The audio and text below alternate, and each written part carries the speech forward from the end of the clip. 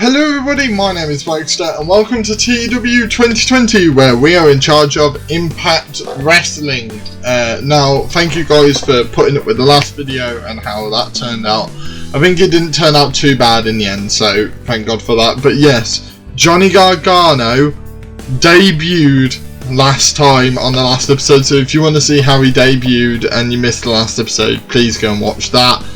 He is going to be awesome. Obviously I'll try and put him in the ring at some point just to see how he does, but yeah, I don't know whether to just to have his debut match against Eric Young or whether to maybe not have it against Eric Young and maybe have it just on a normal show or something against somebody.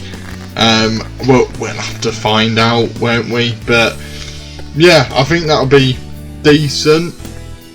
Obviously the last show went really well, 59 rated. We're aiming for about that 60 mark again. So yeah, if anything happens between now and Impact, I'll show you. If not, we'll just get straight into the show. Okay, this is interesting, right? Adam Forster's contract with Impact is ending. So yeah, he's getting about $30 per show, something like that. But his contract is expiring. So what do you think? Should we re-sign him? Should we not? If you look at the match history with Renault, like you just look at Renault Scum, obviously I haven't used him too often, and he gets about 24, which is about 10 above his popularity at the moment. So tell me what you think. Should I keep him? Should I not? I'm not too bothered, to be honest.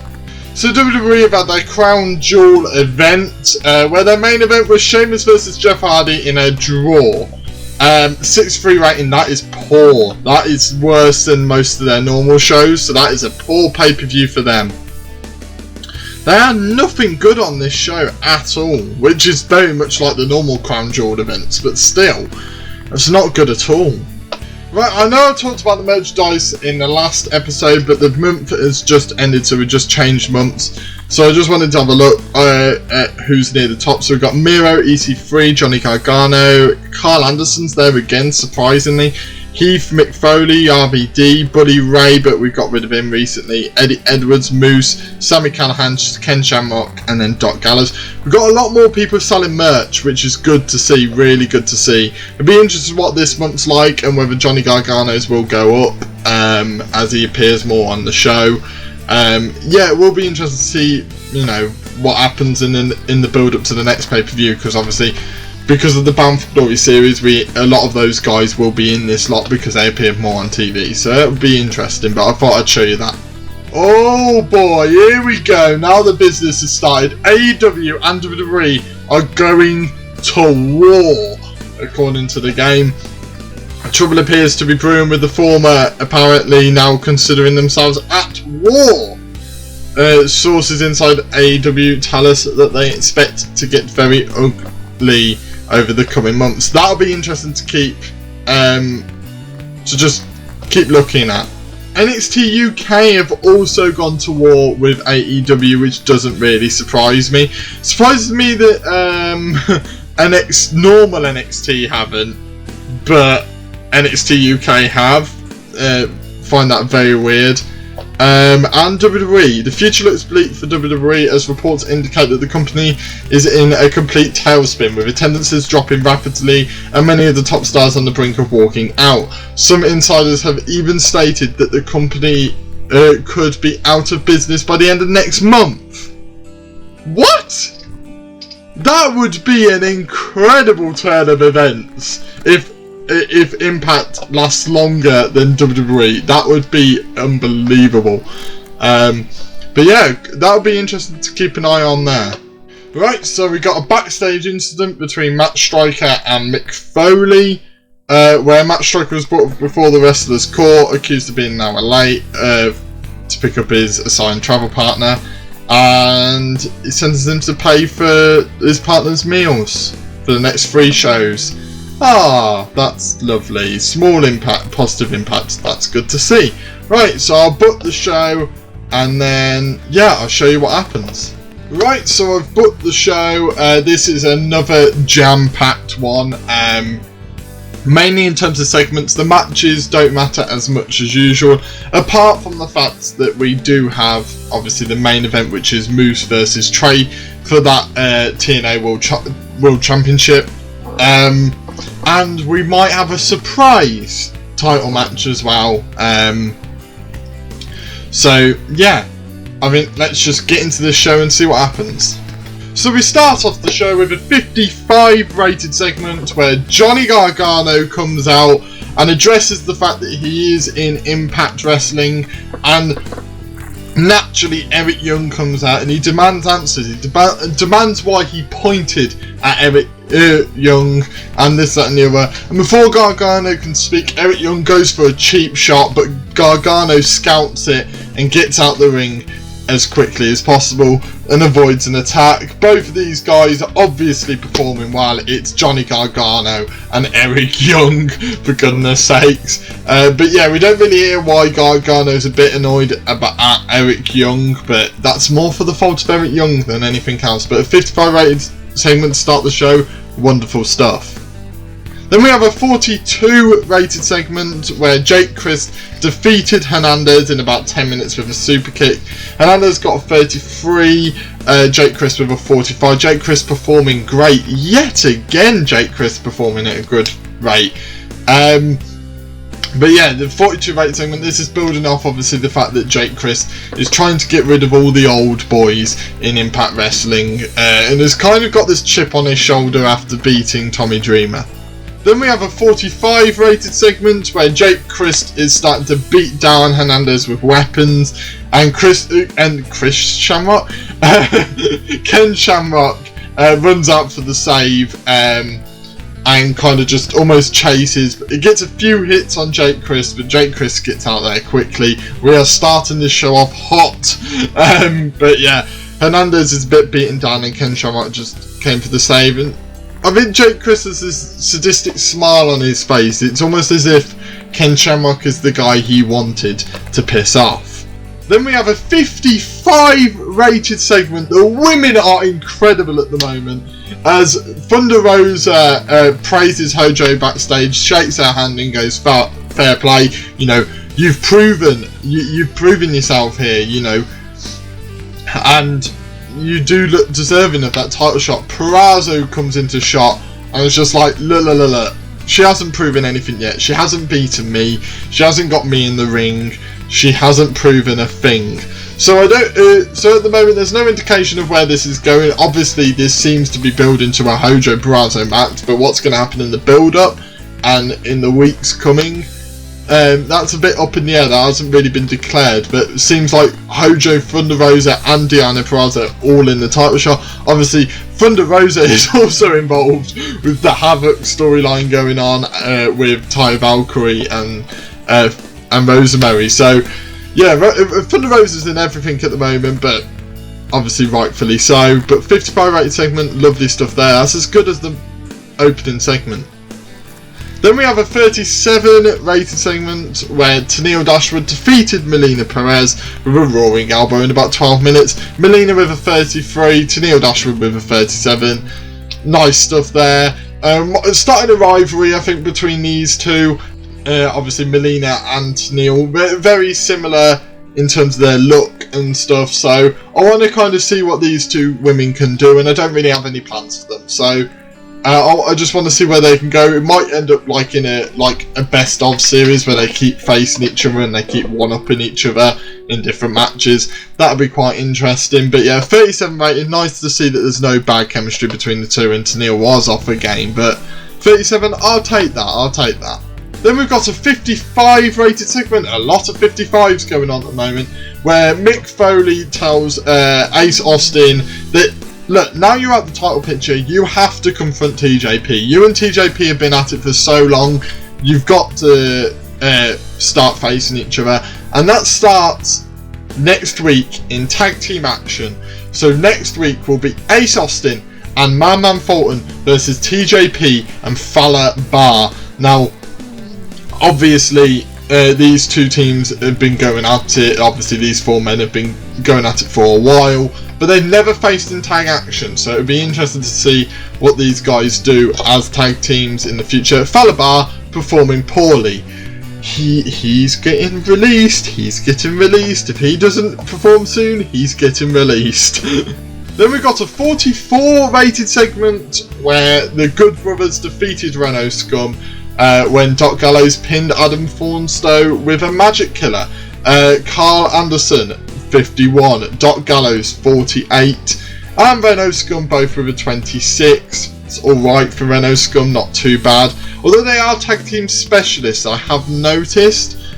That might change my mind on whether we keep them or not. I was going to say no, but if they're tag team specialists, that can be helpful sometimes and lead to a good match. Obviously, the Good Brothers carried this match quite a lot.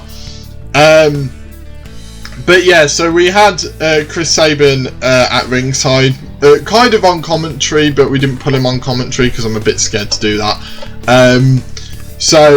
But yeah, he was just at ringside because obviously the Good Brothers did confront the Motor City Machine Guns, so I had him at ringside just to kind of observe the Good Brothers at work, because I think this might be either their first tag team match or one of in Impact Wrestling.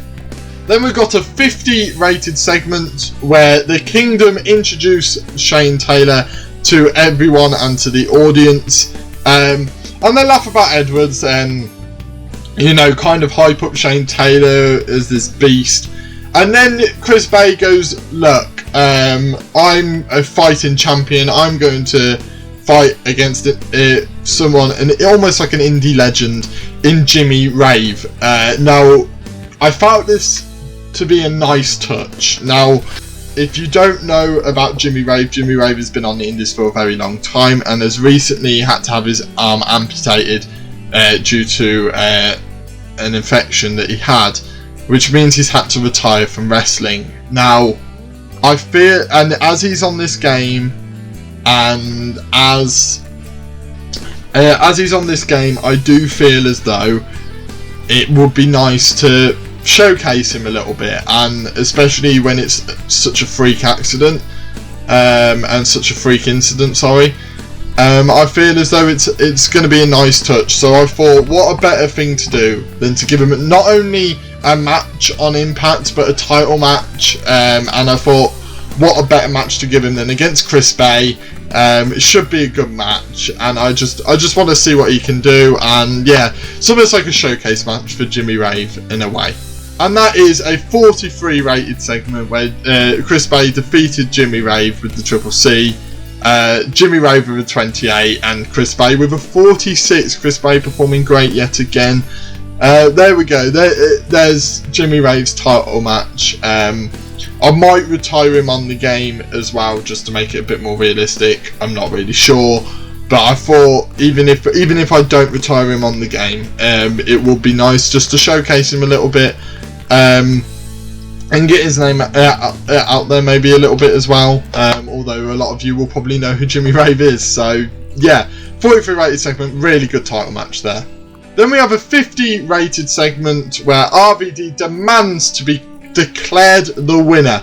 He believes that he won. He beat Warhorse last week.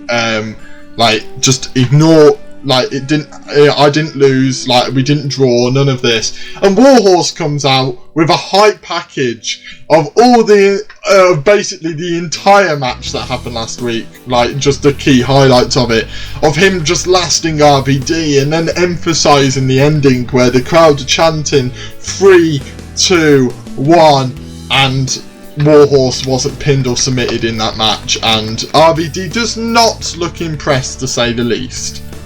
Then we've got a 40 rated segment where Curtis Axel and David Boy Smith Jr. are just backstage together. They're not really doing much, they're just chatting and having a nice little chat backstage, but it's kind of showing, you know, these two get along really well.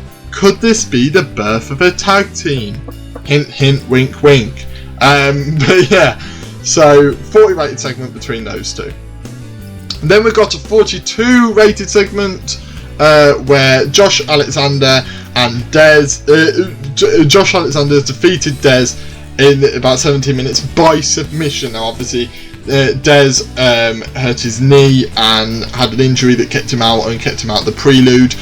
We've kept this rivalry going, and Josh Alexander is obviously a specialist at just dismantling his opponents, and that's exactly what he did with Dez. Just dismantled him until he had to tap out because of the injury. Dez with 37, Josh Alexander 39, and they did not click in the ring. I thought this would go down well, but apparently not. To get a 42 and to not click in the ring isn't too bad, though. So we'll just have to see where this is going, and it comes not long before the title match between Trey and Moose, which I do not know how that's going to go, but I'm excited. Then we've got a 49 rated segment where Heath and Rhino vow that this isn't the end. More Heath than anything else. Heath is very much just like, you know, come on buddy, this isn't the end, this isn't the end, you know, we can still come back, we can still come back. Rhino apparently struggled to improvise in the segment. He doesn't usually struggle, but yeah, Heath and Rhino are like, come on, and then Rhino's just not really, he's nodding along, but he doesn't seem too enthusiastic.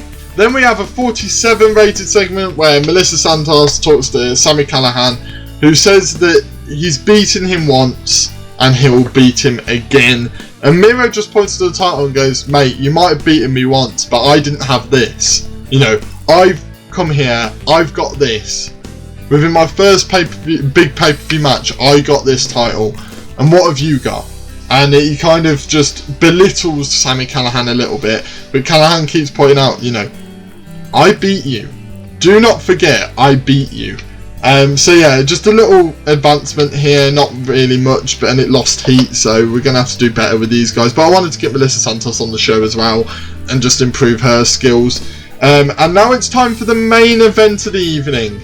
Moose versus Trey for the TNA World Heavyweight Championship in a 58 rated match. Oh my god. Wow. Moose defeated Trey in about 15 minutes with a game breaker following interference by Dominic Garrini. I think that's how you say it. Dominic Garrini. Why? Why? Who is this guy? What is he doing here? He's just cost Trey the world title against Moose. Yeah, Moose makes defense number 5. Moose with a 52. Trey with a 49. I thought this was gonna be around that 50, around that 50-ish mark with the way this show is going. But 58, close to a 60. That's one of our best matches so far, and it involves two people, especially Trey.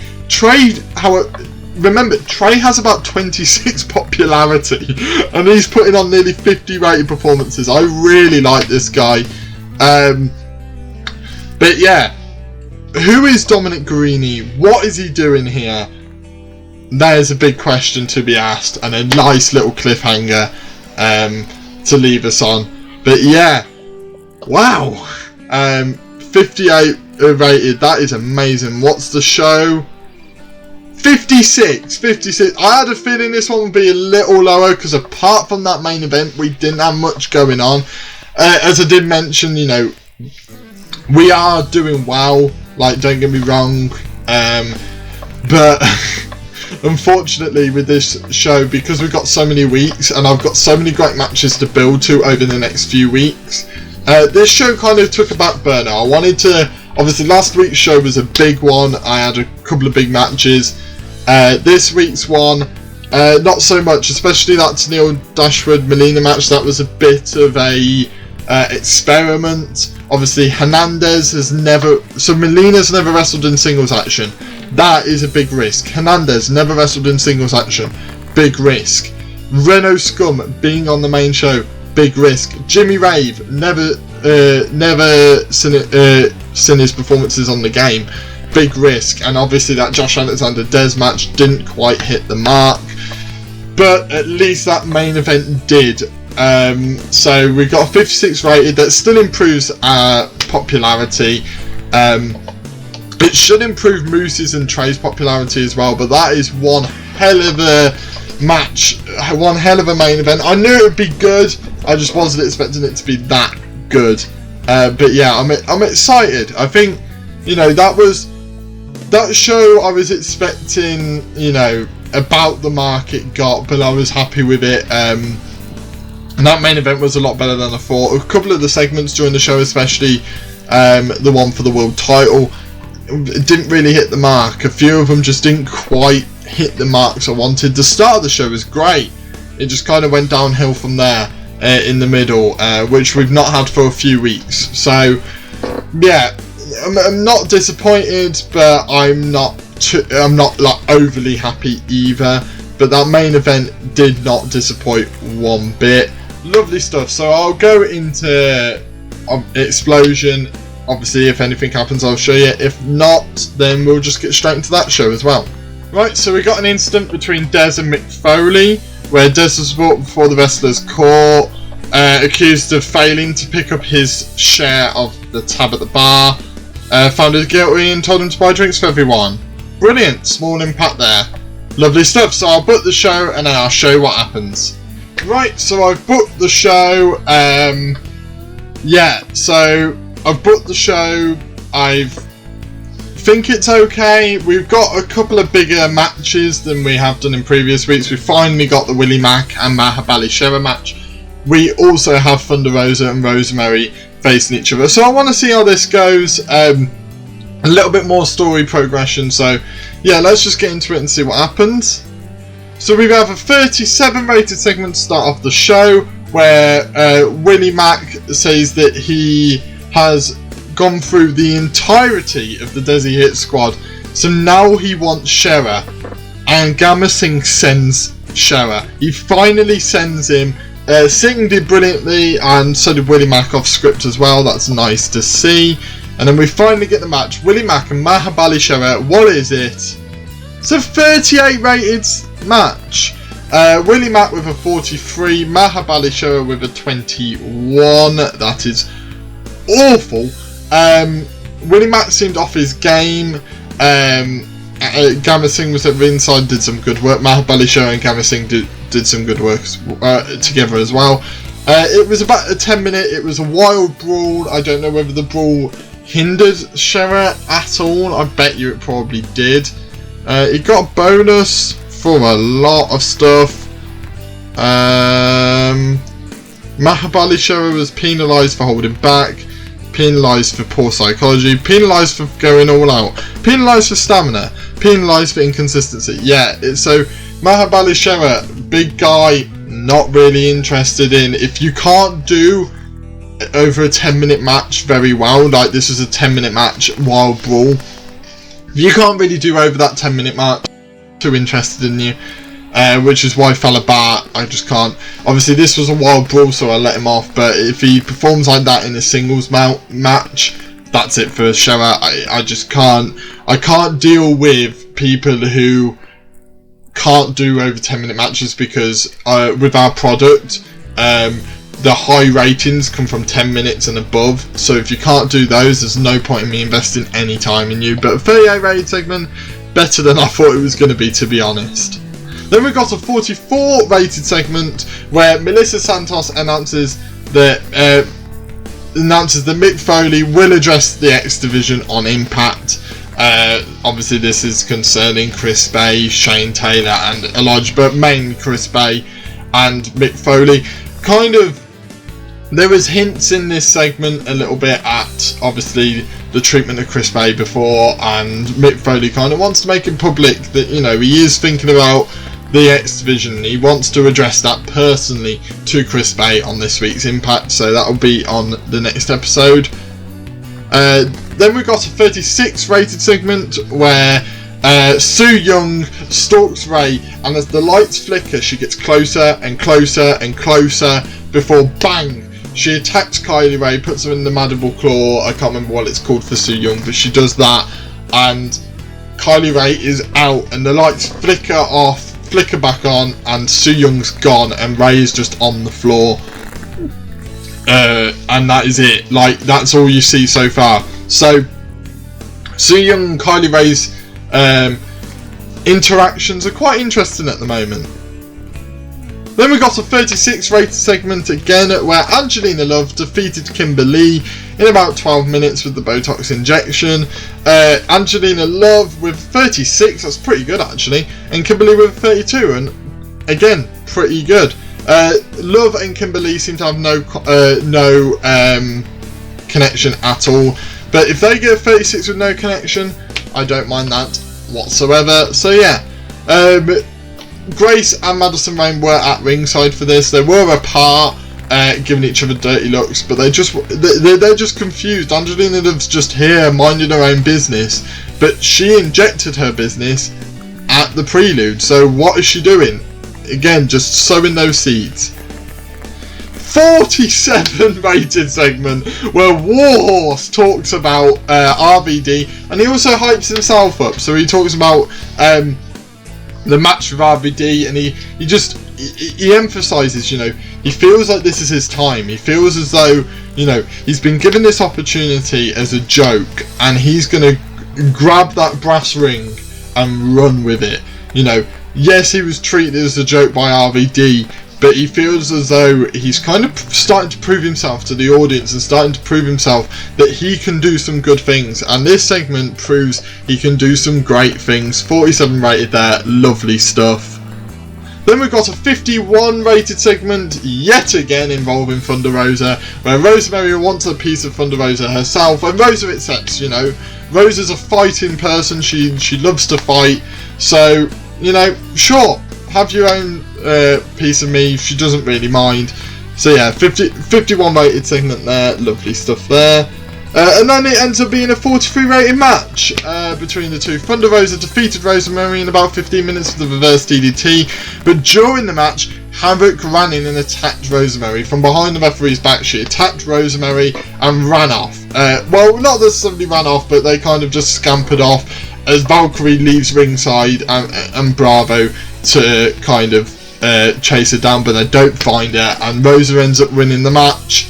41 rated by Thunder Rosa and 42 by Rosemary. Good stuff there. It would have been nice to have for them to have good chemistry between the two, but I'll take having no bad chemistry at all. So we'll finish the show there. What is it in the end? 45 rating. I think that's one of the better explosions we've had actually. Obviously the highlights being the Minister Santos, Warhorse, and the ending bunch there of probably averaging around that high 40s mark is really, really good stuff. So that probably helped it a lot, and we finally got that Willie Mack Marabali show a match. We might get another one out of it, and maybe just a straight singles match or something like that between the two. But yeah, 45 rating, decent stuff there. So our shows, they weren't incredible, but they weren't bad. I think it's a lot of just setting up. Obviously, Mick Foley will address the X Division situation on Impact coming forward, and we've also got a few interesting things developing. Obviously, Dominic Guarini getting involved in the Trey Moose match. Moose swaps next to him. Does he give Trey another shot, or does he kind of just go to EC3 and just let him have the shot? It's a bit up in the air really. Not too sure where it's going to go, but I'm intrigued. So yeah, I think that's it for this episode. If you have enjoyed it, please hit that like button. Obviously this was more of a setup show than anything else, although it did include a big title match. So that's the thing, on these setup shows I do like to have a big match. If there's not like good stuff across the board, I do like to have that big main event to kind of just bump up the rating a little bit. But also it's all about that placement. You want every show to mean something, so if you can't have the entire show mean something, at least have the main event have big consequences, and it sure did that. But yeah, hit that like button if you like this video. If you're new here, please do subscribe, as there will be a lot of this coming out in the next few weeks and for a very long time in the future, because I am enjoying this series, and as long as you are enjoying it still, I'll keep producing it because I'm enjoying it too. So yeah, thank you guys for watching. Nice to see you guys in the next video. See ya!